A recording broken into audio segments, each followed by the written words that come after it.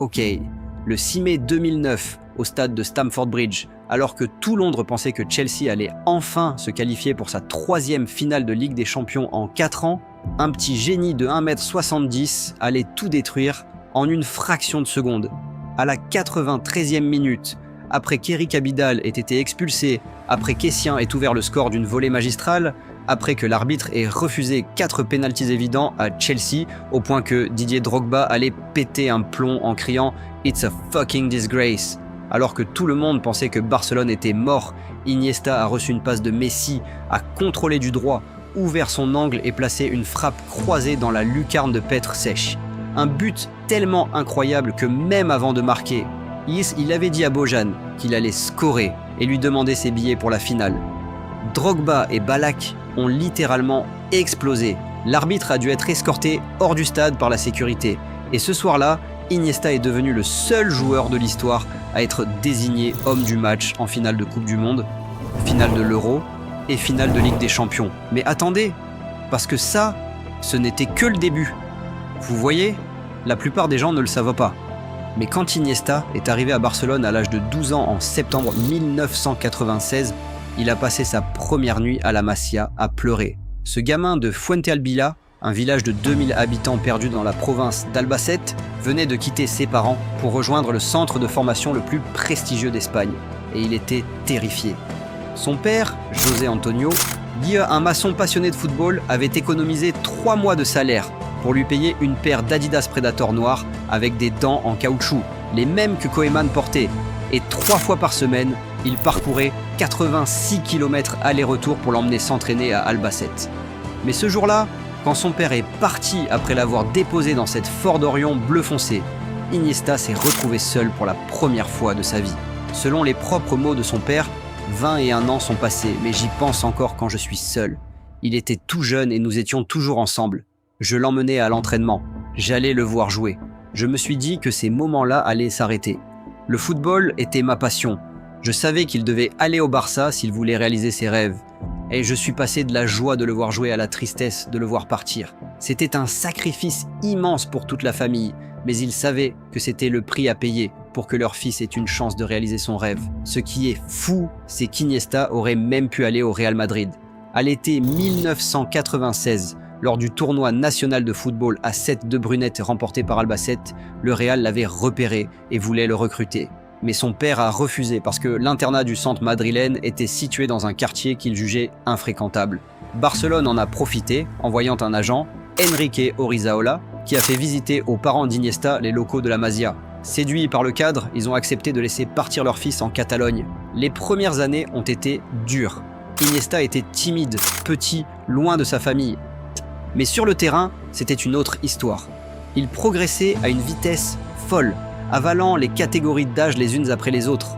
3 ans plus tard, en 1999, lors de la Nike Premier Cup, Iniesta a marqué le but de la victoire à la dernière minute en finale et a été élu meilleur joueur du tournoi à seulement 15 ans. Et vous savez qui lui a remis la coupe? Pep Guardiola, son idole, celui qui allait transformer sa carrière 10 ans plus tard. Ce jour-là, Iniesta ne le savait pas encore, mais il venait de rencontrer l'homme qui ferait de lui l'un des plus grands milieux de terrain de l'histoire du football. Le 5 février 2001, à 16 ans à peine, Iniesta a participé à son premier entraînement avec l'équipe première. 5 jours plus tard, il faisait ses débuts avec la réserve en Segunda Division B. C'était le début d'une ascension qui semblait presque trop facile pour un joueur de ce calibre. Mais en réalité, Iniesta a dû attendre. Il a fait ses débuts en équipe première en 2002, à 18 ans, sous Van Gaal, lors d'un match de Ligue des Champions contre Bruges, mais ce n'est que lors de la saison 2006 à 2007 qu'il est devenu titulaire régulier.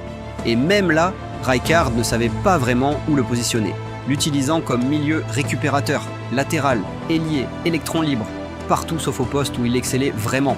En finale de la Ligue des Champions 2006 contre Arsenal à Paris, Iniesta est entré en jeu en seconde mi-temps et a complètement changé la physionomie du match. Barcelone perdait 1-0 à la pause, mais après son entrée, l'équipe a repris le contrôle et finalement Eto'o a égalisé à la 76e minute avant que Belletti ne marque le but de la victoire à la 91e. Iniesta n'avait joué que 30 minutes, mais son impact avait été décisif. C'était sa première Ligue des Champions. à seulement 22 ans. Puis, Guardiola est arrivé en 2008. Tout a changé. Guardiola a viré Ronaldinho et Deco, fait monter Pedro et Busquets de la Masia, recruté Piqué de Manchester United et surtout, il a installé Iniesta en relayeur gauche aux côtés de Xavi et Busquets dans un 4-3-3 qui allait révolutionner le football mondial.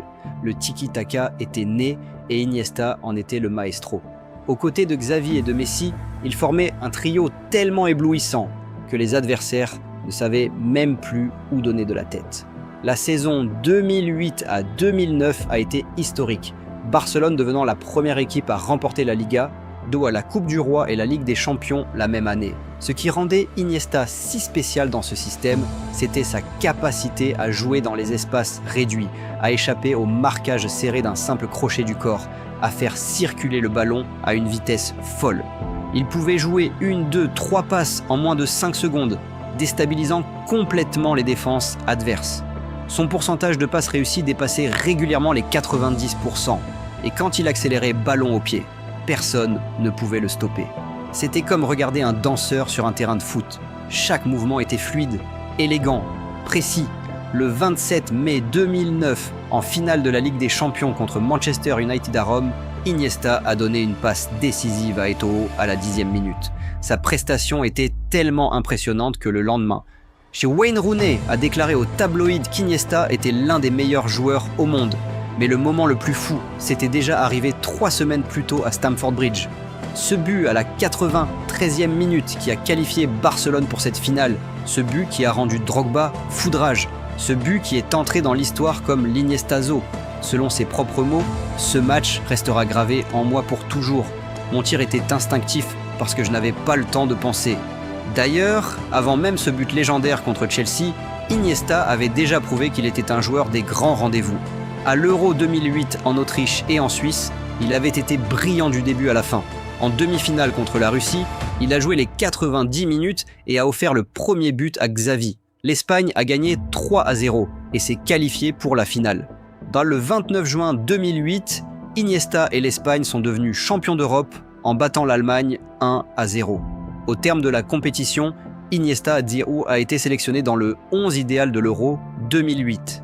C'était le premier titre majeur de sa carrière internationale et ce n'était que le début d'une domination absolue qui allait durer 6 ans. L'année suivante, c'était la Coupe du Monde 2010 en Afrique du Sud. L'Espagne, avec sa génération dorée, n'avait jamais remporté le mondial.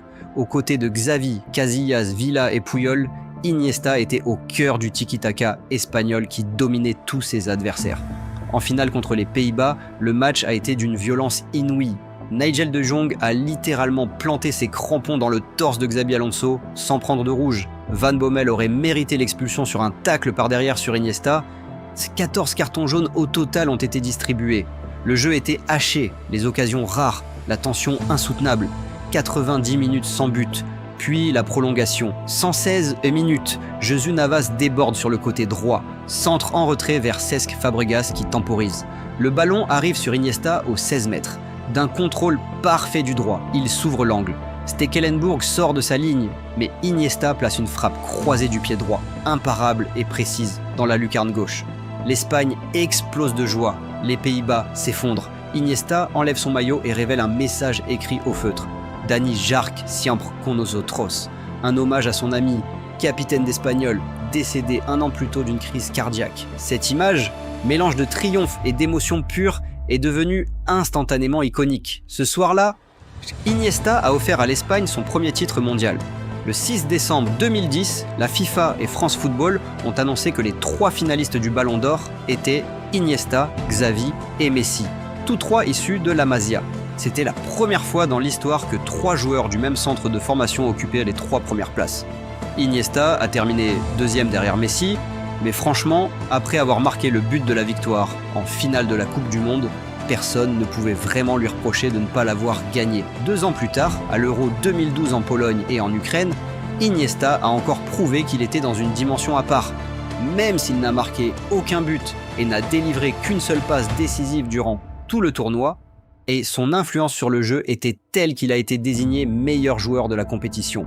En finale contre l'Italie, l'Espagne a écrasé les Azuris 4-0 et Iniesta a été une nouvelle fois nommé homme du match. Le directeur technique de l'UEFA, Andy Roxburgh, a déclaré « Iniesta symbolise le tournoi, créatif, incisif, avec et sans ballon ».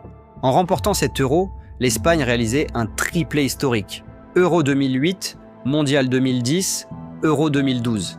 Iniesta était au cœur de tout. Le 30 août 2012, il a été sacré meilleur joueur en Europe de la saison 2011 à 2012 par l'UEFA devant Messi et Ronaldo. Mais ce qui rendait Iniesta si spécial, ce n'était pas seulement ses performances sur le terrain, c'était son humilité.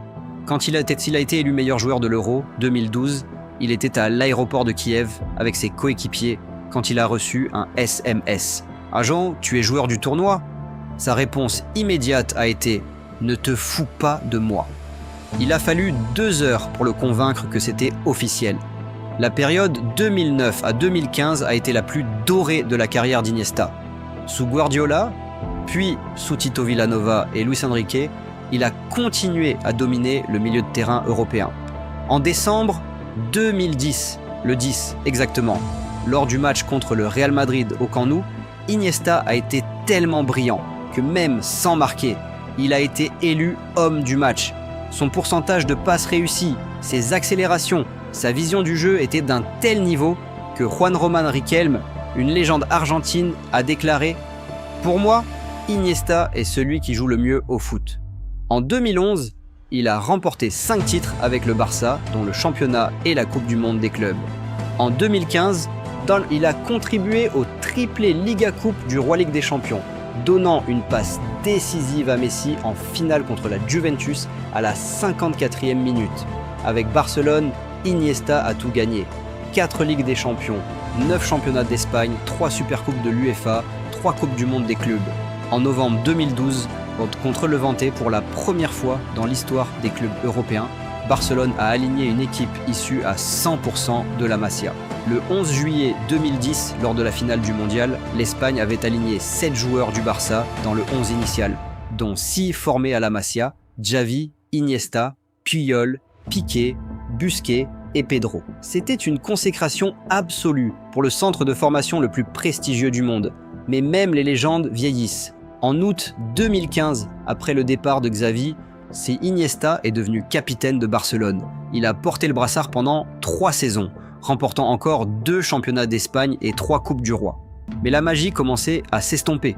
Luis Enrique est arrivé, puis Valverde. Et même si Iniesta restait un joueur important, il n'était plus le maestro intouchable qu'il avait été sous Guardiola. Le football évoluait, devenait plus physique, plus rapide, et à 33 ans, Iniesta commençait à accuser le coup. Le 27 avril 2018, en larmes, il a annoncé qu'il quittait Barcelone après 22 saisons au club. Il avait disputé 674 matchs, marqué 57 buts, délivré 138 passes décisives et remporté 32 trophées. C'était la fin d'une ère. Personne ne pensait qu'il pourrait continuer à jouer à un niveau élevé après ça. Mais Iniesta avait encore des choses à prouver. En mai 2018, il a signé à Vissel Kobe au Japon. Beaucoup ont cru que c'était un transfert purement financier, une retraite déguisée dans un championnat exotique. Ils avaient tort. À 34 ans, dans un championnat qu'ils ne connaissaient pas, avec une langue qu'ils ne parlaient pas, Iniesta a littéralement transformé Vissel Kobe. Dès sa première saison, l'impact a été immédiat. Le club qui n'avait jamais rien gagné de majeur dans son histoire a commencé à rêver. En 2019, Vissel Kobe a remporté la Coupe de l'Empereur, le premier trophée important de son histoire, et Iniesta en était le capitaine. L'image de lui soulevant ce trophée, entouré de ses coéquipiers japonais en larmes, a fait le tour du monde. Puis en 2020, même à 36 ans, il a continué de régaler, créant du jeu, distribuant des passes décisives, marquant des buts importants. En 2023, à 39 ans, quand la plupart des joueurs sont déjà à la retraite depuis longtemps, Iniesta a mené Vissel Kobe au titre de champion de J-League, le championnat japonais. C'était complètement fou. En 5 saisons au Japon, il a disputé 134 matchs, marqué 28 buts, délivré 25 passes décisives et remporté 2 titres majeurs. En juillet 2023, à 39 ans, il a signé à Emirates Club aux Émirats Arabes Unis pour ce qui devait être sa dernière aventure. Il a marqué son premier but le 25 août 2023 lors d'un match nul 4-4 contre Ajman Club. Il a joué jusqu'en juin 2024, apportant son expérience et sa classe à un championnat en pleine croissance. Puis, il y a le 7 octobre 2024, après 22 ans de compétition au plus haut niveau, il a annoncé sa retraite sportive. Il avait 40 ans, mais ce n'était pas fini. En février 2026, Iniesta a révélé qu'il complétait actuellement sa formation pour l'obtention d'une licence d'entraîneur professionnel à Dubaï. Son objectif ? Réintégrer le FC Barcelone dans un rôle technique ou d'encadrement. Après avoir tout gagné comme joueur, Iniesta veut maintenant transmettre son savoir, former la prochaine génération de talents. C'est le retour à la maison, le bouclage de la boucle qui a commencé en 1996 quand un petit garçon de 12 ans a pleuré lors de sa première nuit à la Masia. À la fin, Iniesta aura disputé 758 matchs avec Barcelone, 130 avec l'Espagne, remporté 40 titres officiels, devenant le joueur espagnol le plus titré de l'histoire. Il reste le seul joueur à avoir été désigné homme du match en finale de Coupe du Monde, finale de l'Euro et finale de Ligue des Champions. Le seul à avoir été meilleur joueur de l'Euro et deuxième au Ballon d'Or la même année. Le seul à avoir marqué le but de la victoire en finale de Coupe du Monde pour l'Espagne. Wayne Rooney avait raison en 2009 quand il a dit qu'Iniesta était l'un des meilleurs joueurs au monde. Juan Román Riquelme, lui, est allé encore plus loin. Pour moi, Iniesta est celui qui joue le mieux au foot. Et quand on regarde son palmarès, quand on revoit ses buts à Chelsea et en finale du mondial, quand on repense à cette domination absolue de 2008 à 2012, difficile de lui donner tort.